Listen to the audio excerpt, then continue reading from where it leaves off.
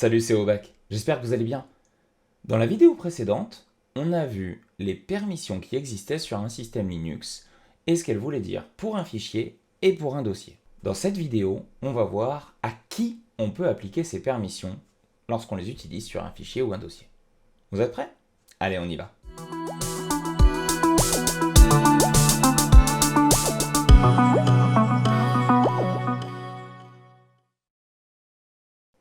La dernière fois, on a donc vu qu'on avait trois permissions, R, W et X, qui avaient une signification différente selon si on les créait sur un fichier ou sur un dossier sur notre système Linux.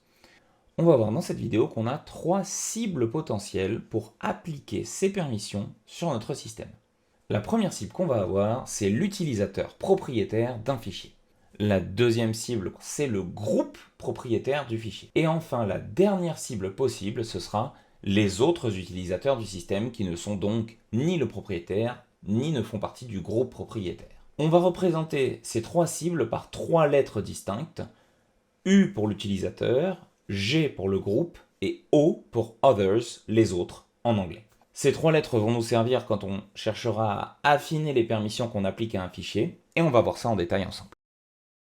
Donc je me connecte à mon système de test comme d'habitude, dans lequel j'ai créé un répertoire partage, dans lequel j'ai créé quelques fichiers. Ici, on a donc trois fichiers qui s'appellent pour Harry, pour les moldus et pour les sorciers. Et on voit à gauche qu'on a différentes permissions et différentes choses intéressantes. On voit que le premier fichier ici appartient à l'utilisateur Harry, la première colonne représentant l'utilisateur propriétaire du fichier, et appartient au groupe Harry, qui est le groupe créé par défaut lorsqu'on crée un utilisateur. On crée un groupe du même nom. Le deuxième fichier appartient à l'utilisateur moldu et appartient au groupe moldu.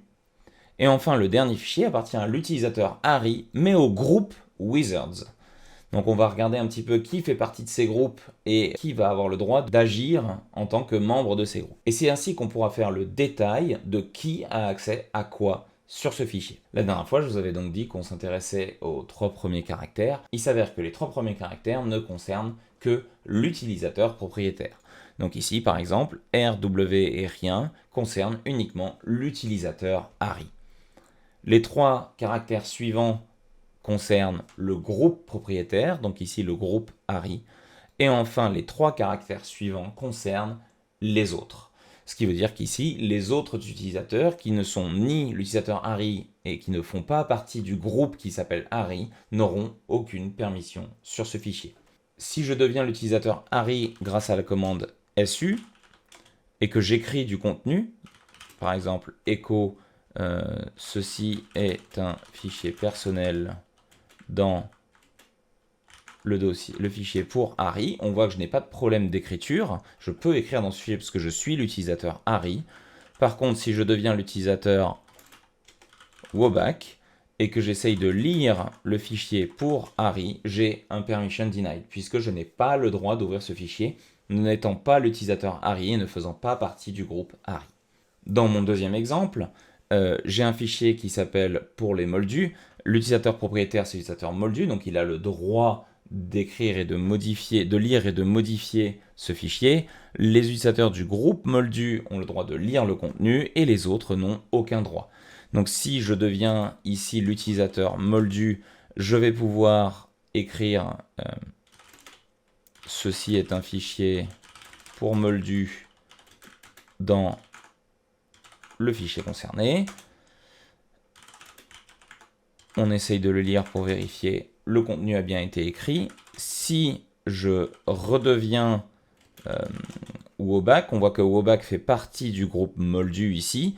Donc si je redeviens Wobak et que j'essaye cette fois-ci de lire le fichier pour les moldus, on voit que j'arrive à lire le contenu puisque je fais partie du groupe moldu. Or, le groupe moldu a le droit de lecture sur ce fichier. Par contre, si j'essaye d'écrire, je rajoute une ligne dans mon fichier pour les moldus, on voit que je n'ai pas le droit d'écrire. Donc j'ai bien le droit de lecture, mais pas le droit d'écriture, là où l'utilisateur moldu, lui, avait le droit et de lecture et d'écriture. Et enfin, dernier exemple, on voit que j'ai un fichier qui s'appelle pour les sorciers, dont le propriétaire est l'utilisateur Harry, et le groupe propriétaire est le groupe Wizards. Donc si je fais un group mems du groupe Wizards pour lister les utilisateurs, on voit que j'ai Harry et Hermione qui sont tous les deux dans ce groupe. Si je deviens l'utilisateur Harry, on voit que je vais pouvoir écrire du contenu.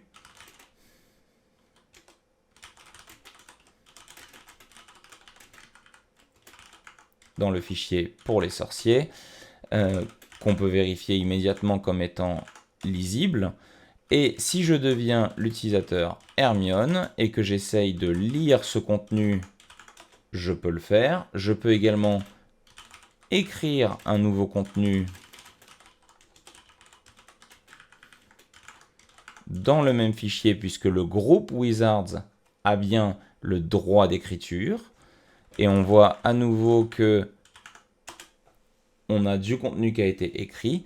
Enfin, si je deviens l'utilisateur Wobak, on va voir que cette fois-ci, le fichier, je n'ai pas le droit de le lire puisque je fais partie des autres à nouveau.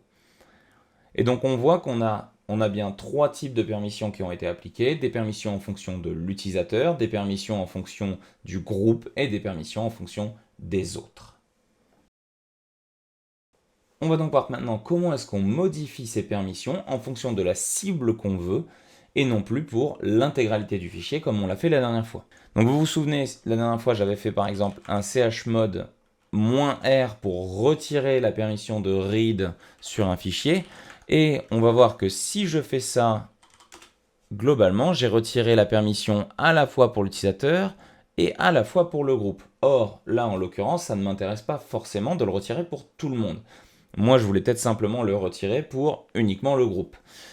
Ici, si je fais de la même manière un +R, je vais rajouter la permission de read pour tout le monde, et l'utilisateur, et le groupe, et les autres. Donc si je veux augmenter la granularité des éléments sur lesquels j'applique ma commande, je vais le faire avant le symbole plus ou moins. En l'occurrence, je vous ai dit qu'on avait 3 lettres pour manipuler ces différentes cibles, U pour l'utilisateur, G pour le groupe, O pour les autres. Et ici, si je veux retirer par exemple le R pour les autres, eh bien je vais utiliser la commande chmod à nouveau, mais je vais rajouter cette fois-ci avant le moins la lettre O pour dire pour les autres, moins R. Donc là, pour les autres, je retire la permission de lecture sur le fichier pour Harry. Et on va voir que lorsque j'ai fait ça, j'ai bien gardé la permission de lecture pour l'utilisateur et pour le groupe, mais qu'elle a bien disparu pour les autres. De la même façon, si je voulais ajouter le droit d'écriture au groupe Moldu sur ce fichier, eh bien je vais faire un chmod, G pour dire que c'est au groupe propriétaire que je ferai la modification, plus pour rajouter le droit, et W pour rajouter le droit d'écriture. Et à ce moment-là, pour le fichier pour les Moldus, on va voir que le droit d'écriture est bien apparu. Dernier exemple pour utiliser la lettre U, si je voulais retirer à Harry le droit de modifier ce fichier, je ferai donc un chmod U-W pour les sorciers et on voit alors que le droit a disparu uniquement sur l'utilisateur mais pas sur le groupe. Et évidemment, on peut combiner ces commandes. Par exemple, si je veux rajouter, admettons, le droit d'exécution à l'utilisateur et les autres pour le fichier pour les Moldus, eh bien je peux écrire chmod UO pour user et others plus, par exemple, RX. Et à ce moment-là, je rajoute le droit d'écriture et le droit de lecture à user et à others pour le fichier, peu importe, pour les Moldus par exemple. Et ici, lorsque je reliste mes fichiers, on voit que j'ai bien fait apparaître le droit d'exécution ici, le droit de lecture ici et le droit d'exécution ici. Mais il n'est pas apparu pour le groupe puisque j'ai limité ma commande à U et à O. Dernière chose intéressante à noter, sur Linux, c'est la permission la plus précise qui est appliquée. Ici, par exemple, le fichier pour les sorciers appartient à l'utilisateur Harry et au groupe Wizards. Si je deviens l'utilisateur Harry et que je liste la liste des groupes dont je fais partie du groupe Wizards.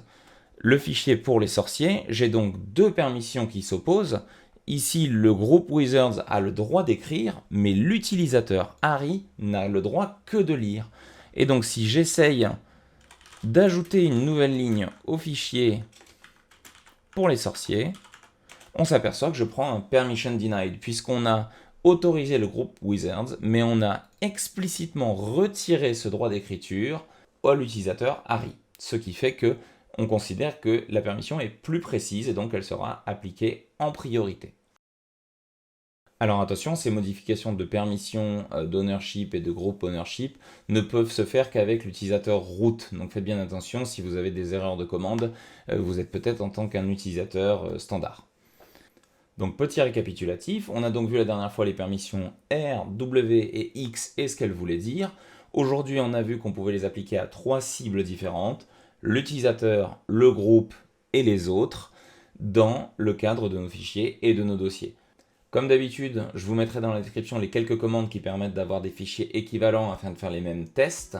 La prochaine fois, on s'attaquera à la notation dite octal et à la modification de la propriété des fichiers, comment est-ce qu'on change le propriétaire, comment est-ce qu'on change le groupe propriétaire d'un fichier. Voilà, comme d'habitude, n'hésitez pas si vous avez des questions en commentaire. N'oubliez pas de vous abonner si le contenu vous a plu. Et je vous dis à très bientôt pour une prochaine vidéo. Ciao!